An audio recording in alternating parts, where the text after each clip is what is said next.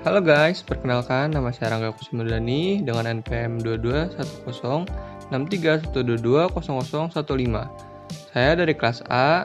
Pada kali ini saya akan membahas apa sih sentral dogma itu?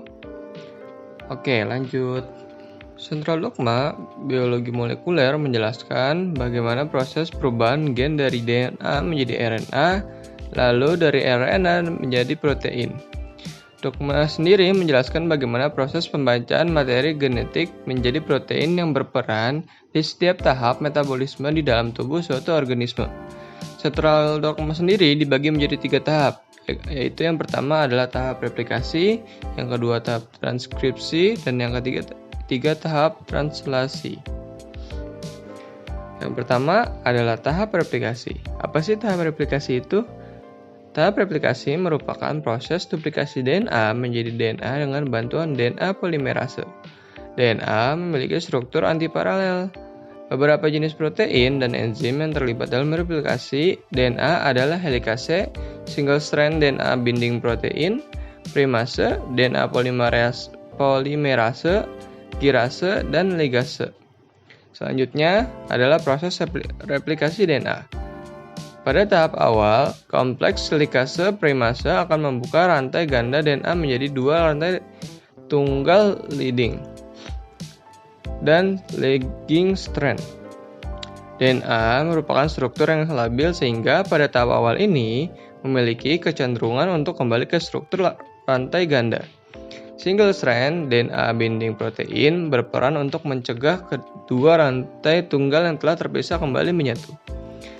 Yang kedua, yaitu DNA polimerase tidak dapat mulai bekerja bila tidak ada daerah RNA yang dikenalinya. Daerah primer RNA ini akan dibuat oleh primase ketika primase telah memasang daerah primer yang dikenali DNA polimerase. Maka DNA polimerase akan memulai sintesis DNA baru dengan arah 5 derajat lebih besar dari 3 derajat. Karena DNA memiliki struktur antiparalel, maka pada rantai utama, pola sintesis rantai ganda akan berjalan dari arah 3 derajat sampai lebih besar dari 5 derajat yang terjadi pada leading strand. Tidak seperti leading strand yang proses replikasi langsung dilakukan, pada lagging strand yang memiliki konfirmasi 5 derajat sampai lebih besar dari 3, DNA polimerase tidak dapat langsung bekerja karena akan menghasilkan struktur DNA yang paralel. Oleh karena itu diperlukan fragmen Okazaki. Fragmen ini akan diletakkan oleh primase pada jarak beberapa basa di depan sehingga replikasi dapat dilakukan dengan arah 5 derajat sampai 3 derajat. Hal ini akan terus berulang sehingga replikasi DNA berjalan secara tahap demi tahap. Enzim ligase berperan untuk menyambungkan fragmen Okazaki dengan hasil replikasi DNA. Fungsi utama dari replikasi adalah untuk menggantikan sel yang tua dengan sel yang baru dan segar. Selain itu, replikasi juga berperan dalam penurunan sifat dari orang tua ke anaknya. Lalu yang kedua adalah tahap transkripsi. Tahap transkripsi merupakan proses perubahan DNA menjadi RNA dengan bantuan RNA polimerase. Transkripsi terjadi di nukleus dan hasil RNA akan dibawa menuju sitoplasma untuk tahap translasi. Perbedaan DNA dan RNA adalah keberadaan gugus basa timin atau T pada DNA yang digantikan oleh gugus basa uranil atau U. Transkripsi dibagi menjadi 3 tahapan, yakni ada inisiasi, ada elongasi, dan ada transminasi. Yang pertama ada inisiasi. RNA polimerase akan menempel pada bagian DNA yang diikat oleh promotor. Strand yang akan menjadi cetakan adalah rantai antisense, sedangkan rantai sense tidak akan mengalami proses transkripsi. Dari lokasi inilah transkripsi akan berlangsung dan cetakan RNA dibuat. Yang kedua ada elongasi. Enzim RNA polimerase akan terus membentuk mRNA hingga terbentuk pita mRNA.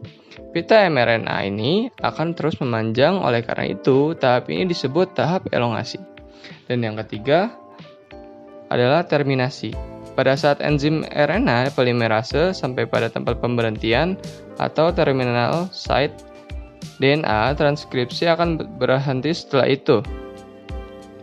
mRNA dibebaskan dan RNA polimerase terlepas dari DNA. DNA akan kembali seperti bentuknya semula.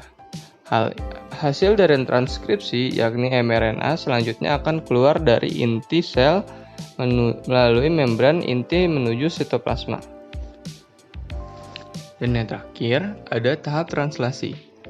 Tahap translasi adalah proses penerjemahan urutan nukleotida yang ada pada molekul mRNA menjadi rangkaian asam-asam amino yang menyusun suatu polipeptida atau protein. Hanya molekul mRNA yang ditranslasi, sedangkan rRNA dan tRNA tidak ditranslasi. Molekul mRNA merupakan transkrip atau salinan urutan DNA yang menyusun gen dalam bentuk ORF atau Open Reading Frame atau kerangka baca terbuka.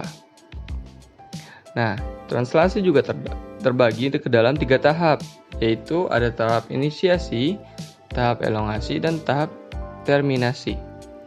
Yang pertama adalah tahap inisiasi. Pada tahap ini, mRNA datang membawa kodon DNA sampai ke ribosom. Kodon pertama yang bertemu ribosom disebut kodon start atau AU. Yang kedua ada elongasi. Kodon yang dibawa mRNA akan diuraikan atau diterjemahkan menjadi asam amino, kemudian masing-masing digabung dengan tRNA yang membawa asam amino untuk menyusun protein. Sehingga gabungan tersebut akan membentuk rantai polipeptida. Dan yang terakhir yaitu terminasi. Proses translasi berakhir yaitu saat salah satu kodon stop antara UAA, UAG, atau UGA bertemu dengan ribosom yang kemudian menjadi kodon stop atau AUU. Sekian dari saya. Apabila ada kekurangan dan kesalahan kata, saya mohon maaf. Wassalamualaikum warahmatullahi wabarakatuh.